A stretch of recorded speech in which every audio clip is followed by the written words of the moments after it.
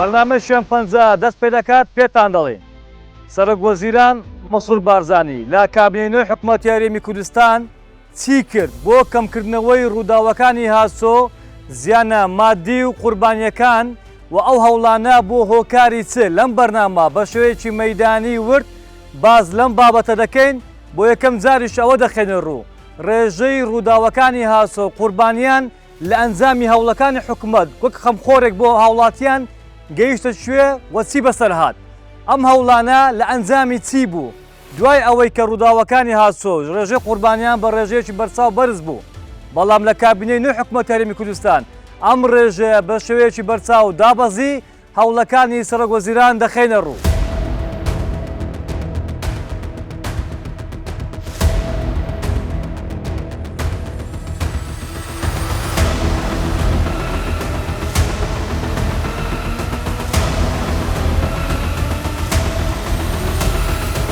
لێرەدا بە دەرفەتی دەزانم ئاماژە بە دەستپێشخەری و پرۆژەیەکی دیکەی گرنگی وەزارەتی ناوخۆ بکەم کە بووەتە هۆی کەمکردنەوەی ڕووداوەکانی هاتوچۆ و پاراستنی گیانی هەزاران هاوڵاتی. ئەویش دانانی کامێراکانی تۆمارکردنی تیژڕۆییە کە وەزارەتی ناوخۆ بە بیر و استراتیژیەکی ڕوون دەستی بە جێبەجێکردنی کرد و لەو شوێنانەی کە ئەو پرۆژە بە تەواوەتی کەوتوتە کار لە ماوەی 1 ساڵدا ڕووداوەکانی هاتوچۆ بە ڕێژەی 50% کەمیان کردووە و مردن و برینداربوونی سەختیش زیاتر لە 6% دابەزیوە. با گوێرەی توێژینەوەکان خێرایی و سەرڕۆیی لە شۆفێریکردن لە ئاستی دنیای یەکێکە لە هۆکارە بنەڕەتیەکانی هاتوچۆ چەندە ئاستی خێرایی زیاتر بێت ئەگەری مردنی شوفێر و سەرنشینەکان زیاتر و زیانە مادیەکان گەورەترن.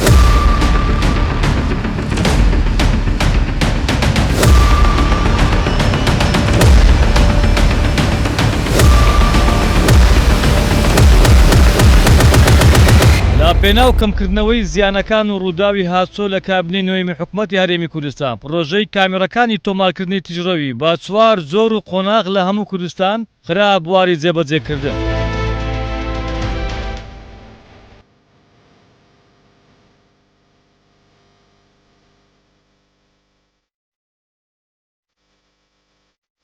ڕێکخراوی تەندروستی جیهانی سەرپەرشتی پلانێکی گەردوونی دەکات و ئامانجی ئەوەیە کە وڵاتان تا ساڵی 2030 ڕێژەی ڕووداوەکانی هاتچۆ لە 50 کەم بکەنەوە. با پشتگیری حکوومەتی هەرێمی کوردستان و وەزارەتی ناوخۆ هاوڵاتیان لە کابینەی نوێیەمدا ئەو ئامانجە لە 2025 بەدەست نەک 2030 کە ئەو کامێرانە بوونە هۆکاری کەمبوونەوەی ڕووداوەکانی هاتچۆ و زیانە گیانی مادیەکان با ڕێژەی 150. بەرنامەی شوێن 50 کە ئەم جارە باسمان لە ڕووداوەکانی هاتچۆ کرد بۆچی کەمی کرد، چۆن کەمی کرد، چ شتێک بۆ هۆکاری ئەوەی کە ڕێژەی قوربانیان و زیانە مادیەکان و ڕووداوەکانی هاتچۆ لە کابینەی حکوومەتی هەرێمی کوردستان ڕووی لە کەمی کرد. ئەمە وای لێ هاتووە ئێستا ئەگەر ڕووداوێکی هاتچۆ ڕوو بدە خەڵک شۆک دەبێت، چونکە ڕووداوی هاتچۆ وەکو جاران نەمایە کەمی کردووە. ئەگەر ئێمە تەماشاکەین لە گرتە ڤیدیۆکان دەردەکەوێت لەم گرتە ڤیدیۆانەی کە ئێمە لە بەرنامەی شوێن 50 ئامادەمان کردووە کە جاران لە بەرنامەی ترافیک ئێمە کارمان لەسەر کردووە. ڕووداوەکانی هاتچۆ ببووە جەنگێکی نەبراوەی سەر شەقام، ڕۆژ نەبوو خێزانەکان نەبنە قوربانی 5 کەس 6 کەس 7 کەس. ئەمە وای لێ هات ئەمە دیاردەیەکی جیهانیشە نەک لە هەرێمی کوردستان. ئەم ڕووداوانە وای کرد کە ڕێژەی قوربانیان و ڕووداوەکانی هاتچۆ زیانەکان هێندە زۆر بوو ئیدی کە کابینەی نۆ لە حکوومەت هەرێمی کوردستان لە کابینەی نۆ دەستی پێکرد پلانێکی تۆکمە و ژیران دانرا بە پاڵپشتی چێ؟ بە پاڵپشتی ڕێزدار سەرۆک وەزیران مەسوور بارزانی سەرکەوتوانە حکوومەتی هەرێمی کوردستان پێداگیری کرد لەوەی ڕووداوەکانی هاسۆ دەبێت کەم بێتەوە خەڵک نەبێتە قوربانی ئەمە حکوومەتی هاوڵاتیانە بۆی هاوڵاتی پارێزرا و سەلامەت بێت چیان کرد پلانێکی تۆکمە دانرا ئێمە لەم بەرنامە بەراوردێکمان کردووە لە ساڵی 2010 پێشەوەی کابینەی حکوومەتی هەرێمی کوردستان دەست بەکار بێت لە ساڵی 2024 لەم ماوەیە ڕووداوەکانی هاسۆ چیان لێ هاتووە ڕێژەی قوربانیانی ڕووداوەکانی هاسۆ لە کەم ئەندامبوون و لە مردن و لەو ڕووداوانەی کە ڕوێدا 64 کەمی کرد کەس باوەڕ ناکرد لە ئاسر ئاسی نێودەوڵەتی جیهان ئەم ڕێژە بەرچاو ڕێژەی گەورە و دەستکەوتێکی گەورە بووە بۆ حکوومەتی هەرێمی کوردستان و پاراستنی هاوڵاتیان ڕووداوەکانی هاسۆ 150 کەمی کرد. بەرنامە شوێن پەنجا لە بەڕێبەراتی پۆلیسی هاتسۆی هەولێر دەست پێ دەکات. لەم بەرنامە لەگەڵ عەقید ڕزگار بە شێوەیەکی مەیدانی بە دۆداچوون دەکەین و دڵۆپێک لە خزمەتەکانی کابینەی نۆ لە بواری هاتسۆ بۆ ڕێگری لە ڕووداوی هاتسۆ و باز دەکەین کە چی کرا بۆ کەمبوونەوەی ڕووداوەکان. کاک عەقید ڕزگار سەبارەت بە ڕووداوی هاتسۆ پێشتر دەمانگۆ لە بەرنامەکانیش جاران پێش کابینەی نۆ ڕووداوەکانی هاتسۆ جەنگێکی نەبراوی سەرشەقامن زیانەکانی بەقەت زیانی قوربانی جەنگە جیهانیەکان بوو. دوای کابینەی نۆ کە دەست بەکار بۆ هەوڵانە ئەم چەمکە چی لێ هات؟ بەردەوام هەروەکو لە سەرەتا گوتم کابینەی نۆ کابینەی پێشکەشکردنی خزمەتگوزاری و ئاودانکردنە بوو بەڕاستی بە تایبەتی لە بواری ڕێگاوباندا گرنگیشتی زۆر بە ڕێگاوباندرا لە هەمان کاتدا کە ئێمە بینیمان کە ڕۆژانە بەڕاستی هیچ چارەسەرێک نەبوو بۆ ئەوەکەوە ڕووداوەکانی هاتسۆ بنبڕ بکەن یاخود هیچ نەبی ڕێژە ڕووداوەکانی هاتسۆ لە هەرێمی کوردستان بە تایبەتی لە نێوشاری هەولێردا کامە سەرقالێکی زۆری سەردەری هەواڵەکان بوو زۆر سەرقالێکی زۆری بۆ ئێمە دروستەکە بەڕاستی ئەوەی کە پۆلیسی هاتسۆ ئیشکارەکانی ئەوەیەکەوە شقامەکان ڕێک بکات لە ڕووی ئیزدیحامیە و ڕێنمایی شوفێران بکات لەسەر شقام لە هەمان کاتدا لێپرسینەوە شوفێرانێکەوە پابەند نەبن بە یاسا و ڕێنمایەکانی هاتسۆ ئەوە ئیشکارەکانی مەیە بەڵام ئێمە وامان لێ هاتبوو لەبەر ڕووداوەکانی هاتسۆ هێلکاریکردن ڕووداوەکانی ئەفسەرانمان کارمەندانن ڕێپێدراوانی ئێشکرد هیچ کارێکمان پێ نەدەکرا لەسەر شەقامەکان بەڵام تەنها خەریکی جێبەجێکردن و هێلکاریکردن بوو بۆ ڕووداوەکانی هاتسۆ بەڕاستی زۆر ئێمەی سەرقاڵ کردن کاروبارەکانی پۆلیسی هاتسۆ بە شێوەیەکی ڕاشکاوانەوە دەرێم دیار نەبوو لەبەر ئەوەی کەوە ڕووداوی هاتسۆمان ئەوەندە زۆر بوو لە ڕۆژێکدا لەوانەیە ئەو سنوورێ ئێمە ئیش لێ بکەین لەوانەیە 7 ڕووداوی هاتسۆمان هەبی ئێستا خۆشبەختانە لەو 7 ڕووداوە هاتسۆ بووی بتە یەک ڕووداوی هاتسۆ بە ئەویش بە هەموو هاوکاری تیمی کابینەی نۆ بەڕاستی لە نزیکەوە بەڕێز وەزیری ناوخۆ زۆر بەپەرۆشە بۆ هاوکاریکردن بۆ هاوکارکردن تیمەکانی پۆلیسی هاتسۆ لەسەر شەقامەکان بەڵکو ڕۆژانە ئاگاداری هەموو ئەو چاڵاشیانەیە کەمان بەسەر شەقامەکان ئەنجامی دەدەین بەڕاستی ڕووداوەکانی هاتسۆ لە 100 بوویتە 6% دەتوانێت لە خوار 50 ئێستا بەڕاستی ڕووداوەکانی ئەو هەموو قوربان یعنی 160 بۆ 7 کەمی کرد بۆ زۆرتریش زۆر کەم بوویتەوە ڕێژە ڕووداوەکانی هاتسۆ بەڕاستی ئەو هەموو قوربانیانێکەوە ڕۆژانە دەمانبینی کوا ئێستا ڕووداوەکانی هاتسۆ قوربانیانێکەوە دەتوانن بپرسن لە نەخۆشخانەکان بەڕاستی کە هاواریان لێ هەستا بوو بەهۆی زۆربوونی ڕووداوەکانی هاتسۆ لە هەموو ڕووداوەکە هەم لە شێلانە هەم لە لێکدانە هەم لە وەرگەڕانە یعنی ئەو هەموو ڕووداوانە بۆ چ بوو دەگرێتەوە بۆی کەوا شوفێر پابەند نەبوو بە یاساکانی هاتسۆ بەڵام ئێستا دەتوانین بنێن کەوا ڕەقیبێک هەیە ئەویش کامێرە پۆینتە یاخود کامێرایەکانی چاودێری بەگشتی لەسەریانەکەوە هەم خێرایەکانی کەم دەکەن هەم بووتە هۆی ئەوەی کەوا سەرپێچەکانی هاتسۆ کەم بوویتەوە لەسەر شەقامەکە زۆر باشە ئەمە لەگەڵ کاک عەقید ڕزگار بە شێوەیەکی مەیدانی دەردەچین بابزانین لە هەولێر دەست پێ دەکەین لە بواری هاتسۆ ئەو بابەتانەی ئەو هەوڵ و پێشکەوتنانێک کە بووە هۆی کەمبوونەوەی ڕووداوی هاتسۆ ئێمە لەسەر ڕووداوی هاتسۆ ئیشەکەین.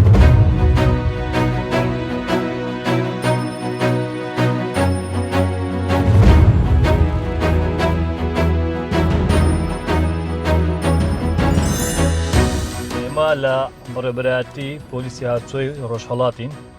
دەردەچین لەگەڵیان بزانین ڕووداوەکانی هاتسۆ هۆکارەکانی چی بوو کە بۆ هۆی کەمبوونەوەی حکوومەتی هەرێمی کوردستان چی کرد تەواوی وردەکاری باسەکەین لەگە کاک عەقید ڕزگار دەرەچین دەچینە کاک عەقید ئەنی ڕەنگە خەڵک کە دڵێ ڕووداوی هاتسۆ هەندێک وا تێبگەن بەس ئەوەیە پێکدادانی ئۆتۆمبیل وەرگەڕانی ئۆتۆمبیلەوە بەس ئەوەیە زۆر بەشێک لە ڕووداوەکان زۆر هاوڵاتیانیش یاخود پیادەڕەویش لەسەر شەقامەکان پێک دێن ئەوە بەشێکە لە ناتوانێت بڵێن ڕووداوەکان. هەموو ڕووداوەکانی هاتووە یاخود کەم تەرخەمی دەگرێتەوە بۆ شفێت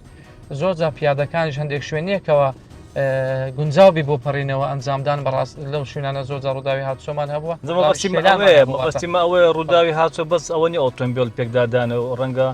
بەشێکی ئەوەیە کە ئۆتۆمبیل خۆی دەکەشت بە پیادەڕۆیەک دەشەڵدرێت لە ئۆتۆمبیلەکەەوە شوێنەی بۆ دیاری کراوە زۆر جا لەو شوێنە پەڕینەوە ئەنجام نادات ئەمە دەبێتە هۆی ئەوەی دروستبوونی ڕووداوی هاتووە یاخود شوێنە یعنی لە ماوەی ڕابردوو ڕووداوی هاتووە پیادە ئۆتۆمبیل زۆر بوو ئێستا زۆر بوو ئێستا بەتایبەتی لە ڕێگا خێراەکان بەتایبەتی لە پێش قوتابخانەکان ڕۆژ نەبوو کەسێک دوو کەس سێ کەس یاڵە ئەوە نەخۆشخانەکان بەڕاستی هاواریان لە هەستا بوو بەڵام خۆشببختانە ینی بەڕاستی ئێستا کە سەری نێو شاری هەولێر بکەین چەندین پردی پەڕینەوەی مۆدرن کراوە دەتوانین برێن لەسەر ئاستی ڕۆژهڵاتی ناوەڕاست بەیەکێک لە پردە هەرە ناوەزە و باشەکانی هەولێر کەوا شان بەشانێ گشت پردە جیهانیەکان بەڕاستی کاری خۆی دەکات ئێستا لە نێوشاری هەولێر دروستکراوە.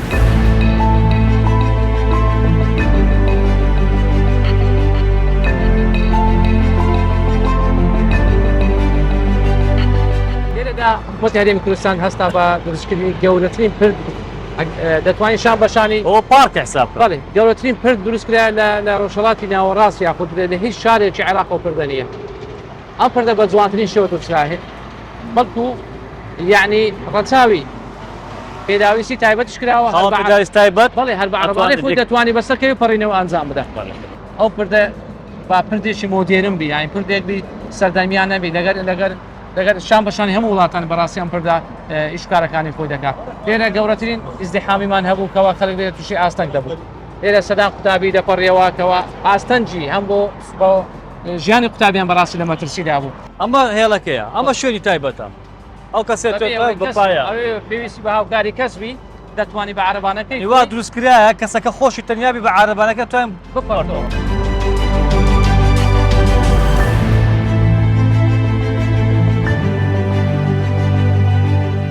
ئەو پرۆژە یەکێکە لە هەرە پرۆژە گرنگەکانی حکوومەتی هەرێمی کوردستان بەڕاستی ئەم ساڵکەوا کرا بە تایبەتی لە سەرەتایکردنەوەی دەرگای قوتابخانەکە. مۆکو دیارێک بۆ قوتابیانی بۆ ناخۆیەکە دیارێکی زۆر گرانبەهایە بەڕاستی دەمە دیاری ناوازەی پێدەوێت دیاری هەتا دیاری جیایە کاگرزگار هەز ناکەی لەم کابینەیە ئەوەندە کار لەسەر ئەوەی کرا ژێرخانی ئەم وڵاتە دابنرێت و هاوڵاتی پارێزرا بێت نەبێتە قوربانی یعنی وای لێ هاتبوو ڕۆژانە بەس گوێبیستی هەواڵی مردنی خەڵک و گویانە دەستدان و کەمەندان بوون بووین ئێستا نەماوە. کاگەڵەن کە حکوومەتی هەرێمی کوردستان گوتی ئەو حکوومەتی هاوڵاتی دەبی بە سەلماندی وەکو ئەوەی کە کاگرزگار بەحسی کرد عەقیل ڕزگار یعنی مزامەتی تێدا نییە بینە پێشایە خۆت ئێمە ئێستا چەند بە ئاسانی پەڕینەوە بێ هیچ کێشە و دەردەسەری سەلامەتی لەکوێ لەم شوێنە مەترسیدارە کاتێکەمیشی هەز بە خۆشش دەکەێنە سێژی هەیە لەو شوێنە بەرزەی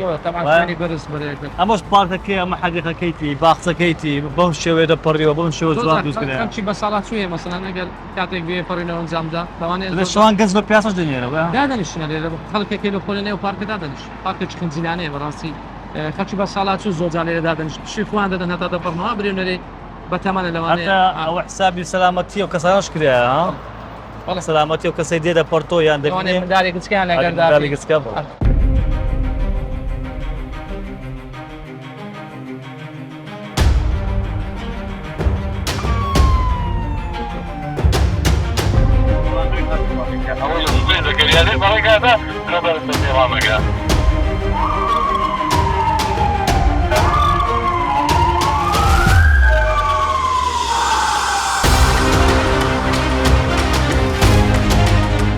پێشەوەی لەگە عەقیل ڕزگاری دەست پێ بکەین دەمەوێت شتێک باس بکەم ئەمە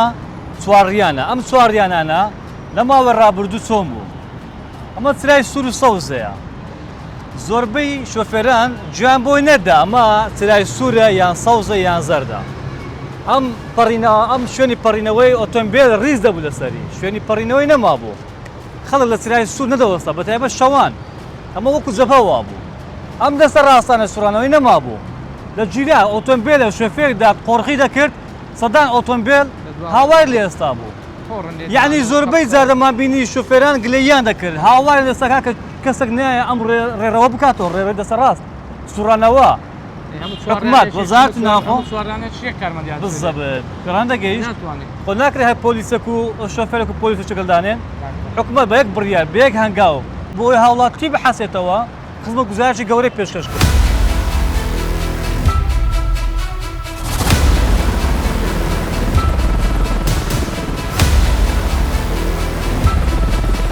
ئاوکات لە بواری ئۆتۆمبیل و پێداویستی ئامێری هاتوچۆ پێشکەوتوترین ئامێر و ئۆتۆمبیل دابین کران بۆ یەکەم جار بۆ فڕۆکەی هاتوچۆ دابین بکرێت.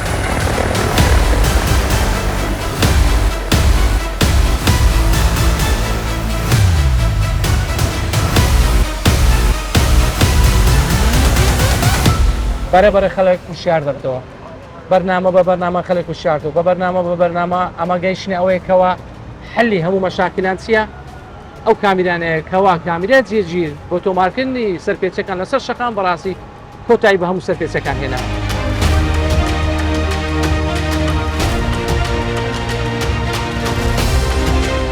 بزانە پۆلیسی هاسۆ چی کرد ئەمڕۆ پۆلیسی هاتوچۆی هەولێر ئەم هاوڵاتیە لە ڕووداوێکی مەترسیداری هاسویان پاراز ئەمە پێچەوانەی شەقامدا ئەمە بە شێوازە کات بەڵام زوو پۆلیسی هاسۆ بەهانای چوو ئەم هاوڵاتیە خەڵک عەرەبە خەڵکی جنوبە هاتۆتە هەلێمی کوردستان شارەزای یاسا نەبوو چونکە لەوێ ترافیک چووا بۆ شێوە نییە لەیان شوێندێک لە 100 دەڕۆن لە 100 ڕادەوەستن لە جنوب. کاکەلان زۆر جار بەڕاستی ئەوانە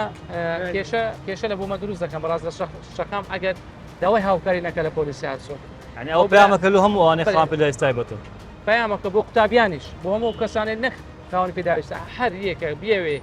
شەقام بەکاربێنی پۆلیسی هاتوچۆ مەوجوداتی هەبوو یاخۆ پۆلیس هاتوۆ ئامادەبوونی هەبوو ئەمە بەو پۆری خۆشحالیەوە بەو پۆری ڕێزەوە بەڕاست ڕێز دەگرن و هاوکاریش دەکەن تا ئەوکو دەگات شوێنی بەبێت.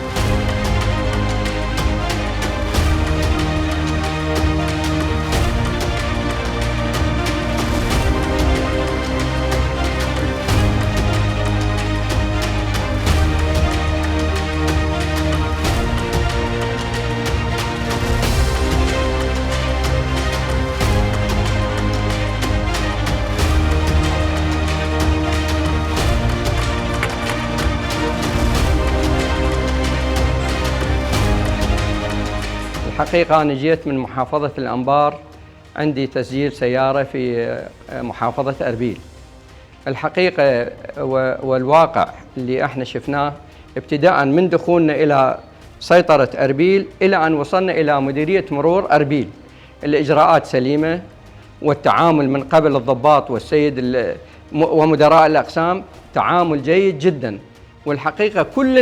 كل محافظة الأنبار يفضلون أن يكون الرقم أربيل أو دهوك أو سليمانية.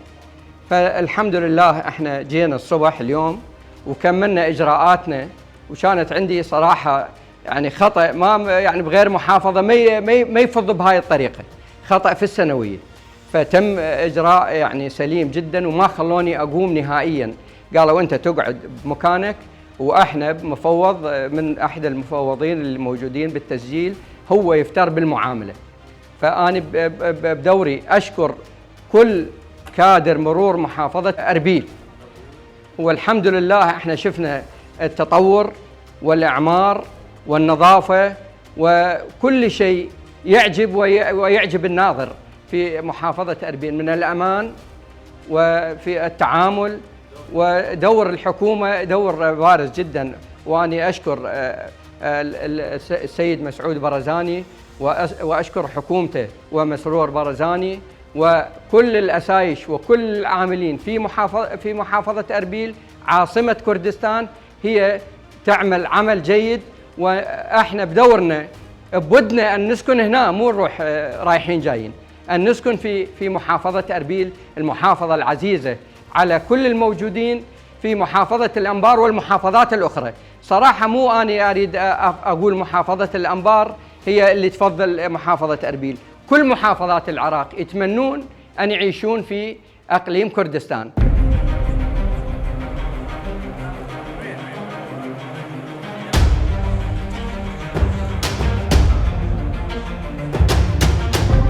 لا هم محافظة كان رولو هريمية كان لو بناو كردني السيارة هيس مشكلة يعني يلا خواي بزياد بي محافظة يعني توانیت یعنی جێی سەرنجی هەموو خەڵکێک بی جێ بۆ بکرێتەوە.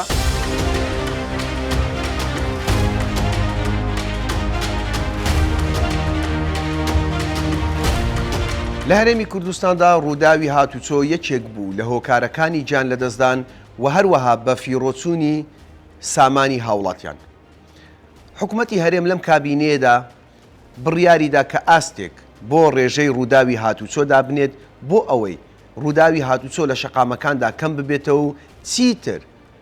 زەرەری گیانی و ماڵی بە هاوڵاتیان نەگا. لە هەنگاوێکی باشدا ئەوە بوو کە گرنگی بە بواری کەرتی هاتوچۆ بدرێت لە هەموو ڕوویەکەوە بۆ ئەوەی ڕووداوی هاتوچۆ کەم ببێتەوە، هەروەها لێخوڕینێکی ئارام و سەلامەت بۆ هاوڵاتیان دابین بکە. ئەوە بوو لە هەنگاوێکدا کامێرەی پۆینت و پۆینت لە سەرجەم ڕێگاکانی دەرەوەی بینی شار و شارۆچکەکان دانرا و هەروەها لە ناو شارەکانیش کامێرا جێگیر کرا بۆ ئەوەی خەڵک تیژڕۆیی نەکات، چونکە تیژڕۆیی یەکێکە لە هۆکارەکانی ڕووداوی هاتوچۆ. و جگە لەوەش چەندین شەقام نۆژەن کرایەوە، چەندین شەقامی نوێتر دروست کرا، چەندین بەرزەپردی پەڕینەوە و سوورانەوە و چەندین نەفەق بۆ ڕێکخستنی هاتوچۆ لە شارەکاندا بنیات نرا. ئەم هەنگاوەی حکوومەتی هەرێمی کوردستان کە ڕاستەوخۆ وەزارەتی ناوەخۆ جێبەجێ دەکرد بۆ هۆکاری ئەوەی لە ئەنجامدا ڕێژەی ڕووداوی هاتوچۆ بە ئاستێکی زۆر بەرچاو و بە ئاستێکی زۆر دیاریکراو کەم بێتەوە کە ئەمەش وای کرد گیان لە دەستدانی هاوڵاتیان بە ڕووداوی هاتوچۆ بە ڕێژەی لە 150 کەم ببێتەوە کە ئەمەش ڕێژەیەکی باشە بۆ کەمکردنەوەی ڕووداوی هاتوچۆ و گیان لە دەستدان بەهۆی ڕووداوی هاتوچۆ. ئەو هەوڵانەی حکوومەت لەم کابینەیەدای هەمویان ئامانجەکانی خۆیانیان پێکا، لە کۆتاییدا تواندرا شەقامێکی ئارام، شەقامێکی سەلامەت، لێخوڕینێکی باش لە شەقامەکاندا بەدی بهێنرێت.